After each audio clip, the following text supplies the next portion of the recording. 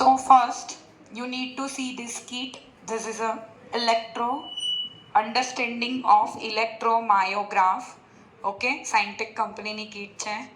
Simple arrangement જોશો તો 2 પાર્ટમાં તમારી કીટ છે. ફોકસ અહીંયા કરી દે ગૌરવ. ઓકે, 2 પાર્ટમાં તમારે જોવાનું છે. હવે સૌથી પહેલાં અહીંયા ઇલેક્ટ્રોડના કનેક્શન છે. This is the real part, કે કોઈને પણ રિયલ EMG રેકોર્ડ કરવા હોય તો અહીંયા કનેક્શન્સ આવશે. હમણાં કરીએ છીએ. એમ્પ્લીફાયર છે, ફિલ્ટર છે ને ડિસ્પ્લે છે. હવે આ ડિસ્પ્લેને તમારે DSOમાં કનેક્ટ કરી દો એટલે તમારા રિયલ ટાઈમ EMG પણ આ કીટ તમને બતાવી રહી છે. Okay, second is simulated part. Simulators કહેવાય. સિમ્યુલેટર્સ એટલે કોઈ રો ડેટા કોઈ પેશન્ટનો લેવામાં આવે, ડિસીઝ કન્ડિશનવાળાનો પણ લેવામાં આવે, અને એ કંપનીએ પોતે એક સોફ્ટવેર બનાવેલું હોય જ્યારે અંદર ઇનબિલ્ટ હોય, અને એમાં તમને અહીંયા નોબ આપી દીધા છે A to J સુધીના, અને બધા બાજુમાં લખેલા છે. Okay, you can simply check કે ભાઈ હું એ પર રાખું છું. This is the normal EMG. Right now you see normal EMG. Okay, if we changes this is excited. દેખાય છે? બર્સ્ટ વધી બી જશે, સ્પીડ પણ વધી જશે, ફ્રીક્વન્સી વધતી જશે. Okay, this is simulated. Right, અંદર રેકોર્ડેડ ડેટા આપેલો છે. Now raw EMG data filter વગરનો કેવો હોય દેખાય છે? This is not the filter data. બધું બહુ જ ભેગું ફ્રીક્વન્સી એલિમેન્ટ ફિલ્ટર કરેલા નથી. એકચ્યુઅલી યુ કાન્ટ ટ્રેસ કે ક્યાં એકચ્યુઅલી એ એક્સાઇટ થયું અથવા તો ક્યાં એને પોતે ટ્રિગર કર્યું. આને ફિલ્ટર કરવું પડે. મલ્ટિપલ મસલ ફાઇબર્સનો ડેટા આવો દેખાય. Okay, now you need to filter out. એના માટે ઇન્ટિગ્રેટર સર્કિટનો બહુ ઇમ્પોર્ટન્ટ રોલ છે EMGમાં, કે ઇન્ટિગ્રેટ કરીને પછી અલગ ડિફરન્શિએટ પણ એ કરી શકે. 100 હર્ટ્ઝના આવા દેખાશે. કોઈ કે કોન્ટ્રેક્શન આપ્યું પણ કેટલી ફ્રીક્વન્સી છે? ખાલી 100 હર્ટ્ઝ. તો પલ્સીસ આવા દેખાશે. રાઈટ, દેન 250 હર્ટ્ઝ. જો ફ્રીક્વન્સી વધી દેખાય છે બધા.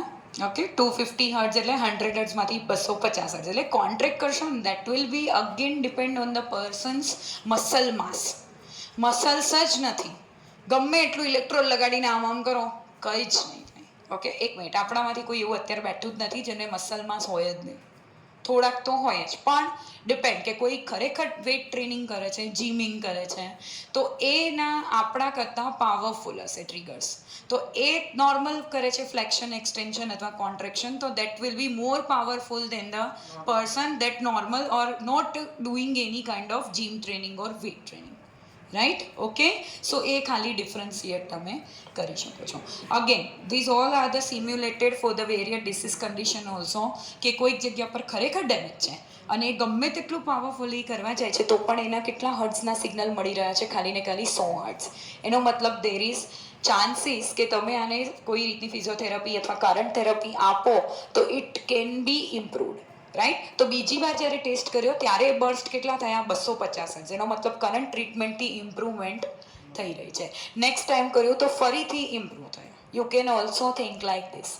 રાઈટ, ઓકે, બધાએ આવીને જોવાનું 1 કિલો હર્ટ્ઝ એકદમ ફાસ્ટ એનાથી પણ બધા જ સિમ્યુલેટેડ છે.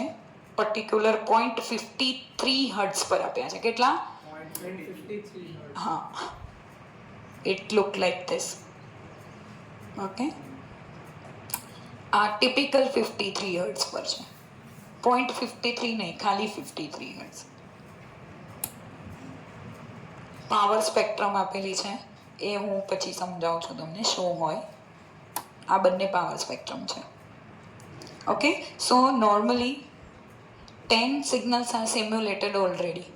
આનાથી બીજું બેસ્ટ કશું જ EMG મશીનમાં તમે નથી જોવાના. એમ કે લાઈક કરે છે કામ, નથી કરતું. Okay, done.